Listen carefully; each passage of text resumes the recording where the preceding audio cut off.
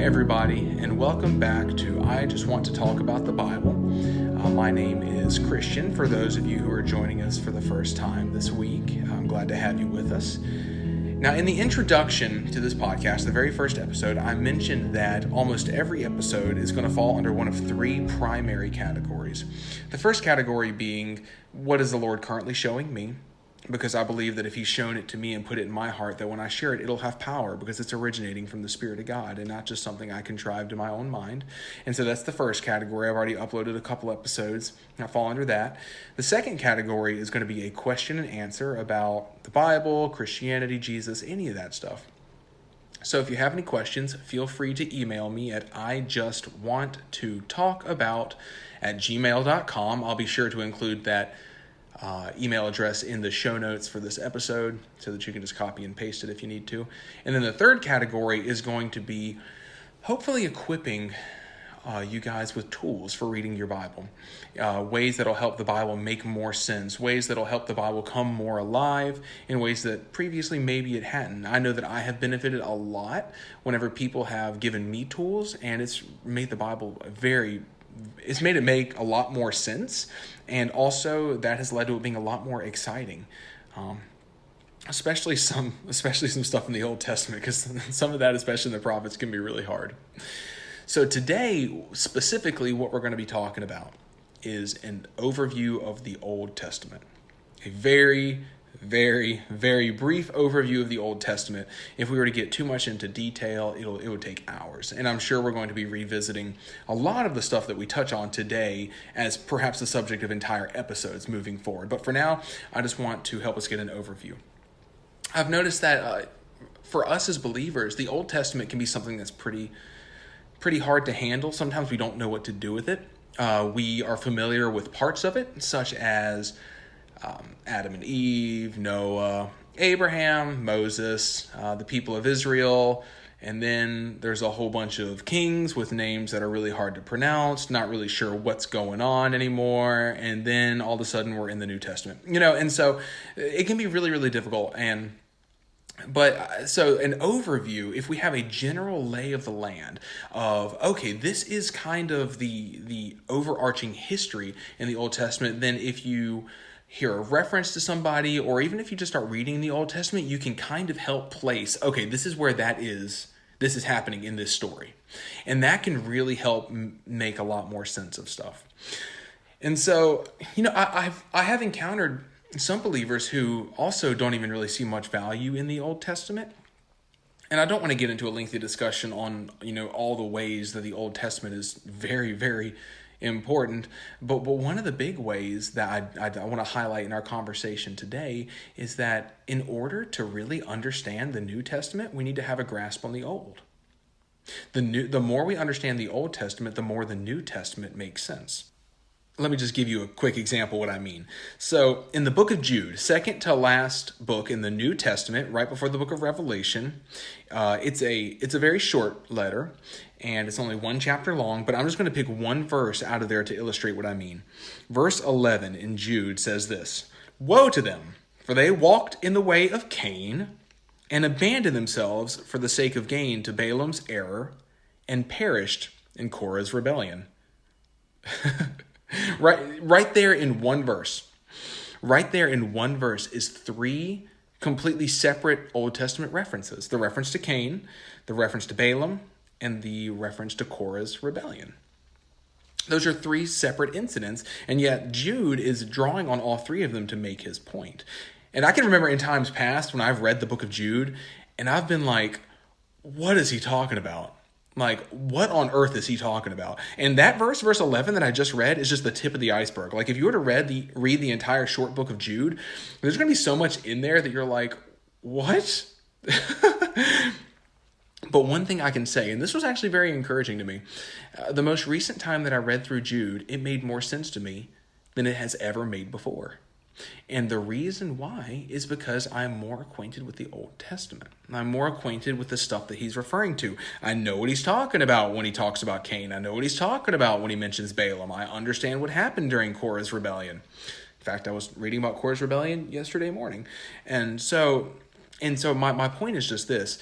A study of the Old Testament is not a waste of time. I assure you it is very valuable.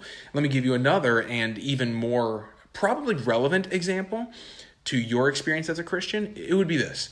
So in the New Testament, in the time of Jesus, during the gospel accounts, and even throughout the book of Acts, we have this people group called the Samaritans. And, you've probably heard a pastor talk about these before, but where did they come from? You might have heard him say, yeah, they have kind of Jewish origins, but they're not full-blooded Jewish people, and they were ostracized. Yeah, we've probably heard that, but why? Where did they even come from? The answer to that is in the Old Testament. It is in the Old Testament, and the more we understand that, the more it's going to make sense. So what I'm going to do right now, just so we can kind of have an idea, is I'm going through the narrative of the Old Testament. I will mention books like Psalms and the book of Psalms and the book of Proverbs and things like that. I'll certainly mention what is frequently called wisdom literature, and I'll come back around to it. But I just want to get an overview of, okay, what are the events that happen in order? So, going back to the very beginning, most of us know this part. It's Adam and Eve in the garden.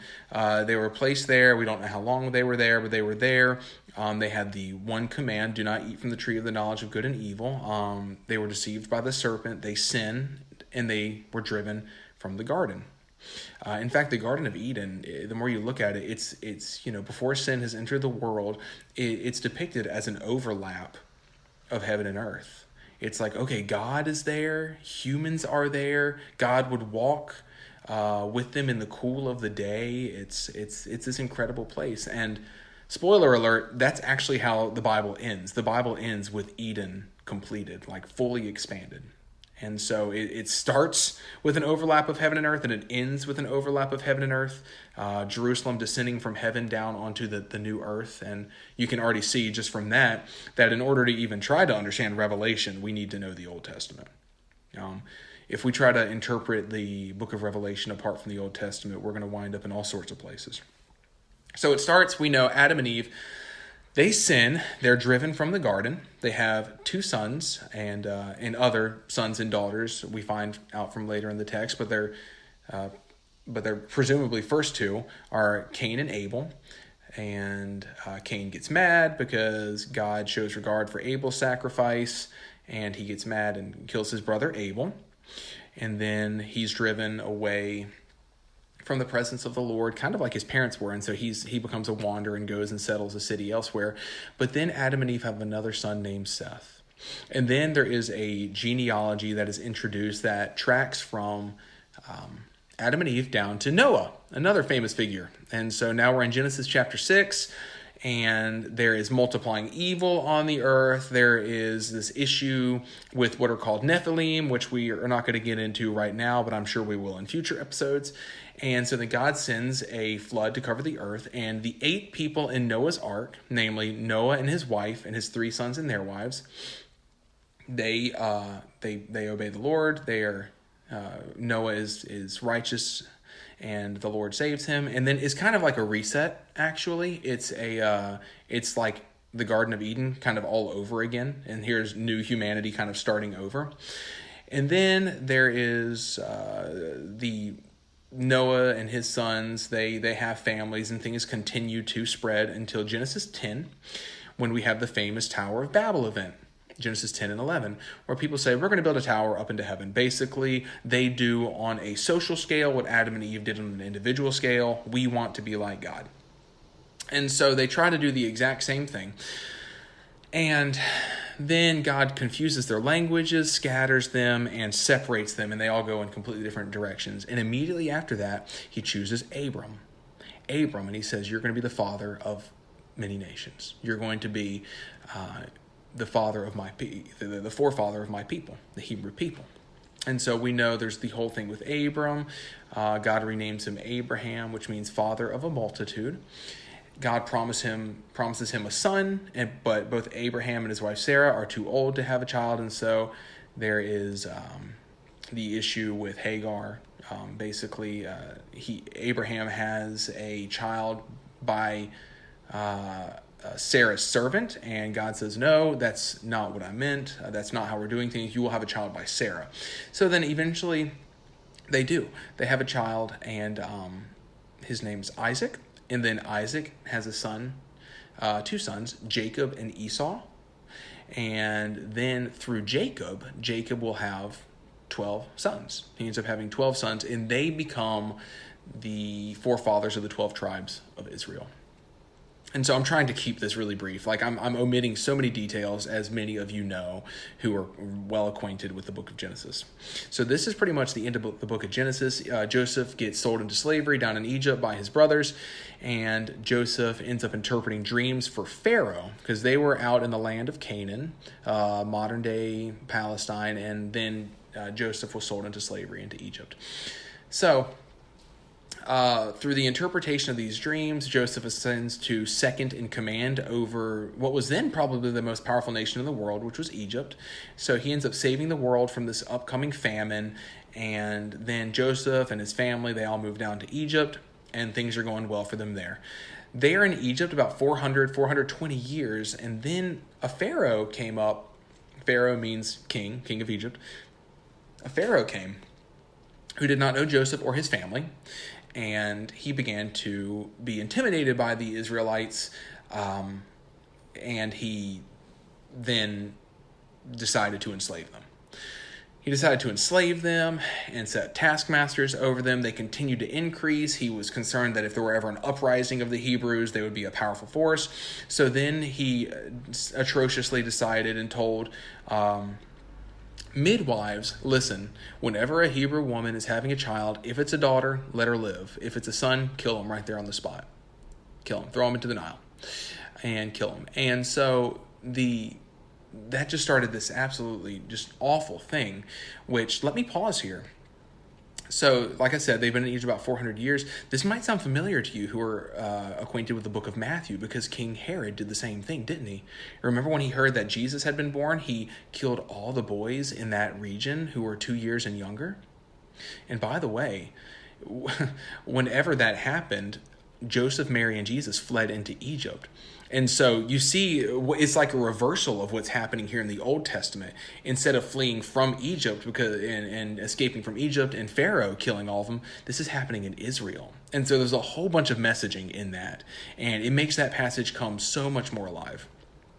So returning back to the Old Testament, what happens now is God raises up a deliverer, Moses. He was placed, as we know, in the basket and set down the river. Pharaoh's daughter finds him and has compassion on him. He grows up in Pharaoh's house.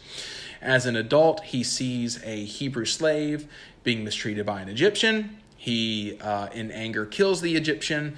And then the next day, he sees two Hebrews arguing, and he tries to break up the argument. And they say, basically, what are you going to do? Kill us like you killed the Egyptian? So then Moses got scared. Reasonably, and he fled into the wilderness. He fled into the wilderness, and he remained there for 40 years. And so when he left Egypt, he was 40. He remained in the wilderness for 40 years, and there he married a woman named Zipporah, and he was just a shepherd. He was a shepherd out in a region called Midian. So it came to pass that, and this is another famous story, while climbing a mountain in the area tending flocks, he sees a bush that is burning and is not consumed, and reasonably he says, I will turn aside to see this great sight. And so he goes over, and the Lord speaks to him out of the burning bush, and we know this conversation. He commands, listen, I've heard the cry of my people in Egypt. You're going to go. You're going to be their deliverer. Moses goes back and forth with the Lord until he finally just says, please send somebody else. And God says, fine. You see, there's your brother Aaron. He can speak well. He will go with you. So then Aaron and Moses go before Pharaoh. They perform signs to authenticate that God told them, hey, do this, throw down the staff and it will turn into a snake. You can put your hand inside your cloak and it will come out with leprosy, and you put it back inside your cloak and it will come back out. And so he did things like this to authenticate Moses' message, but some of these magicians in Pharaoh's court could actually duplicate some of what he did, but not all of it. And so what happens is Pharaoh basically says, no, you can't take them, and it gets worse for the Hebrews for a period of time. So it comes to pass, the 10 plagues, right? the 10 plagues come, and Pharaoh says, no, no, no. And he kind of goes back and forth some. And then there's the 10th and final plague, which is the death of the firstborn, which God sends the destroying angel to come through and kill the firstborn of any household, except the houses that have the blood of, the lamb painted on the doorposts and the lintels. This is the origin of the Passover. And this is another place. Jesus is called the Passover lamb. John the Baptist says of Jesus, "Behold, the Lamb of God that takes away the sin of the world." And so to even understand what's there, we have to understand the Passover in the Old Testament. Okay, so then finally Pharaoh says, after that incident, after the death of the firstborn of all the people in Egypt, except for the Hebrews who had spread the blood of the lamb on the doorpost and the lintels, he says, you know what, get out, just leave, go, get out of here. And so then they start leaving, and they start walking in the direction of this body of water, the Red Sea, right? So then Pharaoh says, what have I done? And he gets in his chariot and he pursues them. And then now Israel is pinned between the Red Sea and this ensuing army. And they start freaking out. Were there not enough graves back in Egypt that you've brought us out here to kill us? And so then God, of course, through Moses, parts the Red Sea. There is a cloud that blocks the Egyptian army from Moses. And then God parts the Red Sea, and they pass through the Red Sea. The Egyptians try to follow. It says the water stood as walls on either side. So then they try to pass through. The waters come crashing back down to the Egyptians, and Israel escapes into the wilderness. Let me pause again, and I want to keep connecting this to the New Testament because I think that it'll just make it. This is my whole point for doing this. Look at what happens in the book of Matthew with Jesus. So Jesus, they flee to Egypt. And then after Herod dies, an angel comes to Joseph in a dream and says, hey, the people who are seeking your life are gone. They're dead now. You can return. And so then Jesus comes out of Egypt. Then in Matthew chapter 3, he passes through the waters of baptism. And then immediately afterwards in chapter 4, he's driven by the Spirit into the wilderness. It's just like Israel. They came out of Egypt, passed through the waters, and then they go into the wilderness. You see, there are connections here. And it gets even more because Jesus is in the wilderness for 40 days. Israel is in the wilderness for 40 years. So you see these connections. They're very intentional. It's very clear. It's very helpful and very meaningful. So, God leads. There's all sorts of tests in the wilderness. God miraculously provides for these people, and they continually grumble. They go to Mount Sinai. They spend about a year at the foot of Mount Sinai. God gives Moses all sorts of commands, like the 10 Commandments, among other things, while they're there. And then they set out for the edge of the Promised Land, because God says, I'm going to bring you into your own land. Now, their wilderness wanderings would have been much shorter, maybe a year and a half or 2 years. But when they got to the edge of the Promised Land, they sent in 12 spies. 10 of the spies, or all 12 of them, and they said, listen, it's a good land. It's great. There's food. It's wonderful. It is a wonderful land. Beautiful, but there's a problem. There are giants. There are what they call the TaNaKh, which are connected to the Nephilim. They're giants, and again, we'll talk about that in another episode. And we looked like grasshoppers to them, and we don't want to go up in there. 2 of the 12 spies were named Joshua and Caleb. They said, no, the Lord has given them into our hands. Let's go. We can take this. And these other people said, no, we can't. And so then God basically says, you want the wilderness? You can have the wilderness. And he said, I'm going to make you guys wander around until this generation that rejected my command dies off, and then I'll give the promised land to their children. At this point, the people said, oh no, we were just kidding. Let's go back. And they tried to go, and Moses and all these people said, no, don't go. The Lord's not going to go with you now at this point because of that situation. And the people said, no, we can still take the promised land. They go up there, they get defeated, and they flee. So then they wander in the wilderness for 40 years. Moses himself doesn't even enter the promised land because because of an incident where he struck, many of you probably know, he struck a rock when God told him to speak to the rock, and why it warranted keeping him out of the promised land is a topic that people have different opinions on, and we can maybe talk about that some other time. But just suffice it to say, Moses was disobedient, and he was not allowed to enter the promised land. When Moses dies, the leadership of Israel passes to his protege and assistant, Joshua. Joshua was one of the 12 spies, like I said. He was Moses' assistant. He had fought in battles to this point, and God says, you're going to take and conquer this promised land. And And Joshua, for the most part, the book of Joshua is a book of victory. There's a few things here and there where Joshua's a little bit too hasty and he should have paused to seek the Lord, and it would have saved him heartache and even some death of his of some of the people in his army. But by and large, the conquest is successful. It is successful. And in a future episode, we will talk about the conquest of Canaan, the events of the book of Joshua in greater length, because I know that this is a part of the Bible that has caused distress for some readers and raised them to ask questions like, how could God tell them to go in there and take the land? What about the inhabitants? And make them ask questions like that. And those are good questions, and there are good answers to those questions as well. In fact, my wife and I had a couple over not too long ago who were wrestling with that very question, and I think it was a really profitable and good conversation. And so we will be addressing that as an entire episode. But coming back to just the overview of the Old Testament. So Joshua, under Joshua's leadership, most of the promised land is taken. There are a few sections that are not taken. One of them is the region of Gath, which, spoiler alert, Goliath is from Gath, but I'm getting ahead of myself. So most of Canaan is taken under the leadership of Joshua. And then Joshua dies, and over the next period of time, Israel gets stuck in this really awful cycle during the book of Judges. The mantra of the book of Judges is that there was no king in Israel in those days, and the people did whatever was right in their own eyes. And there's some disturbing stuff in Judges. You'll read through it and you'll say, oh my goodness. And this is a good time to include that just because something is written in the Bible does not mean that God necessarily approves of it.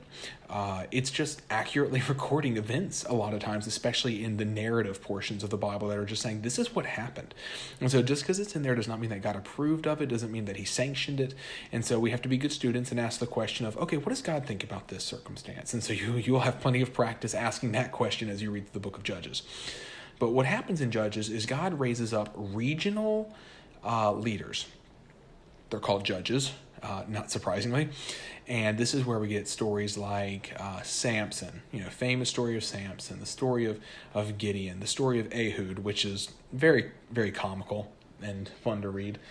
But what they do is the people would be oppressed by a foreign nation because they would turn their back on the Lord, and then he would allow another nation to come in, and this nation would come in, and they would cry out to the Lord, and the Lord would raise up a judge to deliver them from this nation.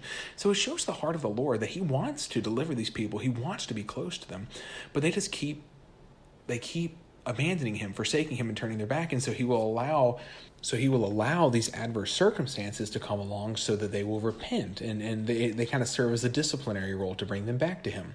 So whenever they cry out, he'll raise up a judge. And so there's this cycle of sin, and then the discipline of the Lord, and then the people cry out, and then there's a deliverer, a judge.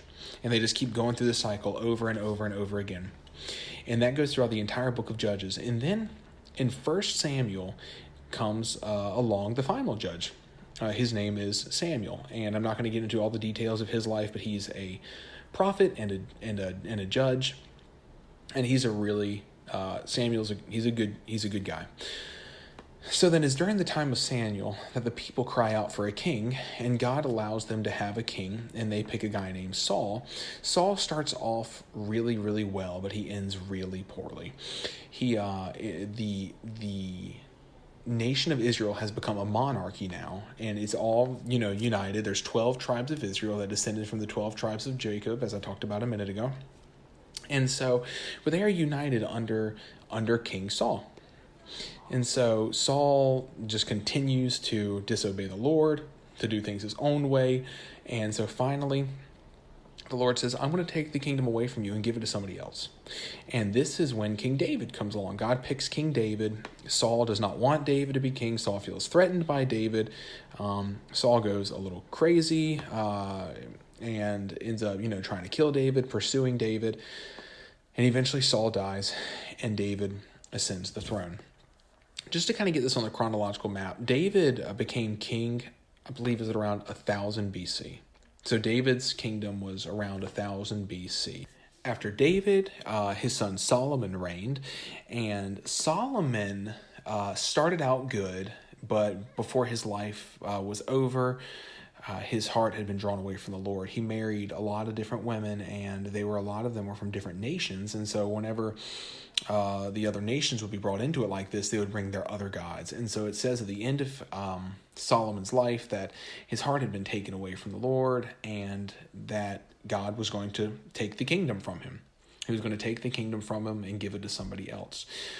And so after Solomon's life is where things begin to get really, really complicated in the narrative of the Old Testament. And this is where most of the people, most of the time you'll be talking to somebody who's a literate Bible reader, and they'll be tracking pretty well up until this point. But it is this point, which takes place during the time of 1st and 2nd Kings, that things get really, really murky because the kingdom splits.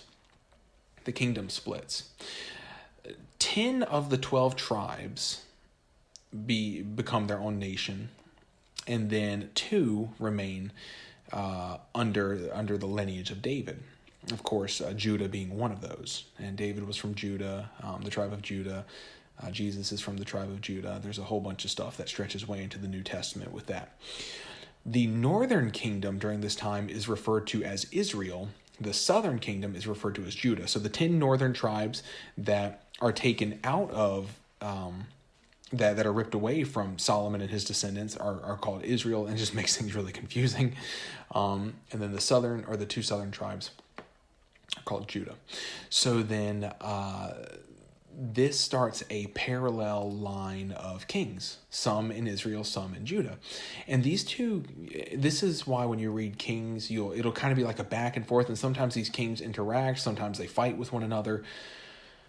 But these 2 kingdoms run parallel until 722 BC. 722 BC. During this time, the majority of the kings in both of the nations are unfaithful to the Lord. They seek out other gods. They become idolaters, and God sends them prophet after prophet after prophet, warning them, giving them chance to repent, and just giving them a ton of time. However, in 722 BC, God allows Assyria, which is another nation, to come in and conquer Israel. And by Israel, I'm referring to the 10 tribes in the north. They conquer Israel. And then Judah, the southern 2 tribes, they still exist for another 150 years. But this is a very important part of Israel's history, because this is the origin of the Samaritans.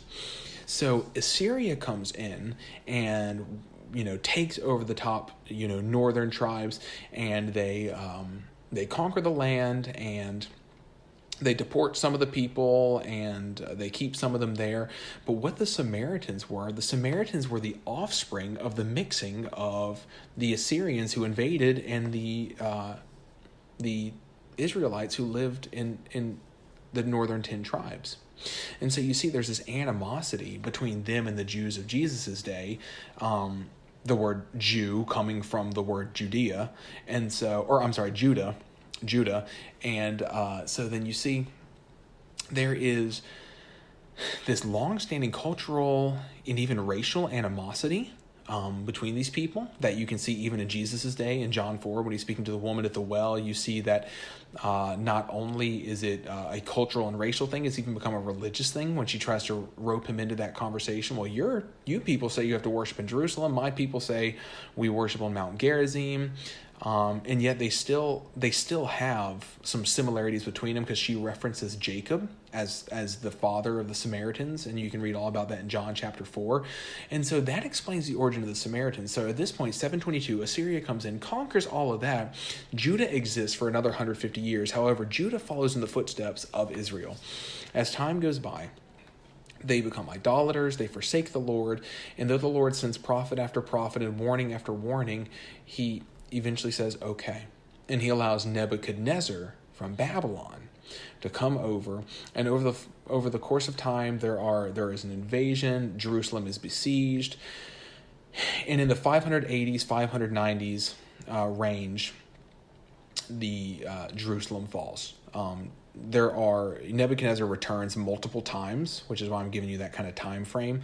But Jerusalem falls, the Lord lets Nebuchadnezzar destroy it, and Nebuchadnezzar destroys the temple. Now, just a quick note about the temple. Whenever Israel had been wandering back in the wilderness with Moses, God gave them instructions on to build a tabernacle. And the tabernacle is where Moses and the priests would go to meet with the Lord. During Solomon, the son of David, his reign, he built a temple for the Lord. And the temple was where you would go to worship the Lord. It was where God dwelled, basically. And yeah, God dwells everywhere, but this is like a hot spot of his presence, if you can picture it that way. And so God says, fine. And he lets Nebuchadnezzar come in and destroy the temple and carry away a lot of the Jews into exile in Babylon. Carries the Jews into exile into Babylon. Now, we are familiar, whether we realize it or not, with this part of the Bible because of the book of Daniel. The events recorded in Daniel take place in Babylon because Daniel and his 3 friends were taken captive and brought into Babylon. His 3 friends are the ones that we call Shadrach, Meshach, and Abednego. Shadrach, Meshach, and Abednego are not actually their real, their native-born names. Whenever King Nebuchadnezzar took them, he renamed them, probably with pagan names, and those were their new names that Nebuchadnezzar gave them. Daniel also got a new name, Belshazzar, and so that the events, the fiery furnace, Daniel interpreting the dreams, Daniel in the lion's den, and all that takes place while they're in Babylon. And they're in Babylon for 70 years. That's how long they're in there. Jeremiah the prophet predicted that they would be in there 70 years. Ezekiel is actually a prophet in exile in Babylon. And the reason why 70, just as a side note, was because every 7 years, they were supposed to let the land lie fallow. They were supposed to let it lie and let the land rest. It was a Sabbath for the land. And they had not done that for 490 years. And so 490 divided by 7 is 70. So the land had missed 70 Sabbath rests. And so God repaid the land the missing Sabbaths. And so they were taken out into exile. And that's written explicitly in the prophet Jeremiah. But so they're in exile for 70 years. The world kingdom at this time, the superpower, is Babylon. Now, then the Persians come along. The Persians come along and they conquer Babylon, and then they have a slightly different way of running the world than Babylon did. They seem to allow their subjects to have a little bit more autonomy, and so Cyrus is the king at this time after King Nebuchadnezzar is displaced, and he allows the Jews to return home. Now, there's some really incredible stuff about the world kingdoms and everything that's recorded in the book of Daniel, specifically in Nebuchadnezzar's dream. However, we'll get to that. That's worthy of a whole episode, probably because I want to do something like this as well for what happens between the Testaments, because a whole lot happens between the Old and the New Testament that's very, very important to understanding the New as well. However, coming back to this, so Cyrus, the Persians, they've come along and they have displaced Babylon as the world's superpower, and they said to the Jews, you can go back to your homeland. You can go back to your homeland. So now this is in the books of Ezra and Nehemiah. This is kind of where we are at this point. So they go back. They end up building a second temple, another temple there. Nehemiah helps rebuild the walls in Jerusalem, and this is after the Babylonian exile. So the book of Esther also takes place during this time, except it pertains to the events in Persia. So some Jews didn't return to the land. A lot of them did, some didn't. And so you can read about Esther, and then that is pretty much where the Old Testament ends, somewhere in this 400s to 500 BC range. And you've probably heard of the 400 silent years between the two testaments, about 400 years between the Old Testament and the New Testament, where we don't have information in our Bible. There's not like a inspired text from that period.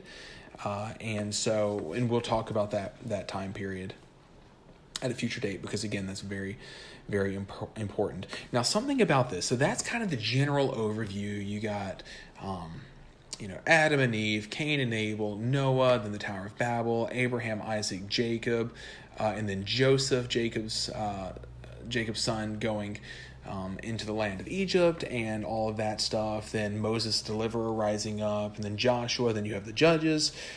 And then after the judges, the final judge, Samuel, you have Saul, David, and Solomon at the United Kingdom. And then the divided kingdom, there is a really complicated list of kings. And so, and then after that, Nebuchadnezzar comes along and Assyria come along and everyone is deported, and then they can come back. And 70 years from Babylon. And then we have some information about life after the exile. Couple of things. I will include in the show notes a chart of the kings of Israel and Judah, just so you can have it in front of you. And so it'll be a picture of that, so you can kind of help see who are these kings, what is the order they came in, how long did they reign, maybe. And so hopefully that'll be a useful resource for you.